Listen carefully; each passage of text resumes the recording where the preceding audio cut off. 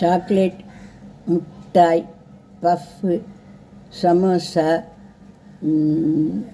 என்ன இருக்குது, பீஸா, இது மாதிரியான உணவுகள் வந்து கண்ணை பறிக்கக்கூடியதாக இருக்குது. சாப்பிட்றதுக்கும் குழந்தைகளுக்கு ரொம்ப ஆசையாக தான் இருக்குது.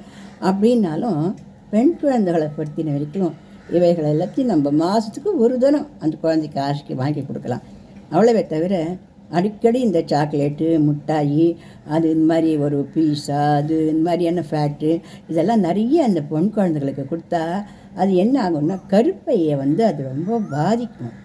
கருப்பையில் வந்து சின்ன குழந்தைகளாக இருந்துச்சு 22 23 வயசு வரைச்சி அதுகளுக்கு நீர் கட்டி நிலக்கட்டின்னு வந்து அதுகளுக்கு கஷ்டப்படும். ஆஃபீஸுக்கு போகிற வயசுலேயும், கல்யாணம் காட்சி பண்ண வேண்டிய வயசுலேயும், குழந்தை குட்டி பத்துக்க வேண்டிய வயசுலேயும் அந்த குழந்தைகள் கஷ்டப்படலாமா? அந்த குழந்தைகளுக்கு இதை பற்றி இப்போ தெரியுமா அந்த வயசில்?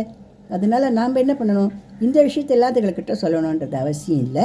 இந்த மாதிரி பண்ணு, இந்த மாதிரி பண்ணாதே, இது நிறைய சாப்பிட்டுக்கோ, இந்த நிறைய சாப்பிட்டுக்காது. அதுகளுக்கு சாப்பிட வேண்டியது இனிப்பான உளுத்தங்கஞ்சி, அதுக்கப்புறம் வந்து நல்ல வெந்தயக்களி, அதுக்கப்புறம் நல்ல கீரைகள், காய்கறிகள், பழங்கள், திராட்சை, இந்த மாதிரியான உணவு பண்டங்கள், பாதாம் பருப்பு, இந்த மாதிரிலாம் வாங்கி கொடுத்து இதெல்லாம் நிறைய சாப்பிட்ற, நீ இதெல்லாம் நிறைய சாப்பிடாத அப்படிங்கிறது. முக்கியமாக வெள்ளை சர்க்கரையெல்லாம் நிறைய வேண்டாம்.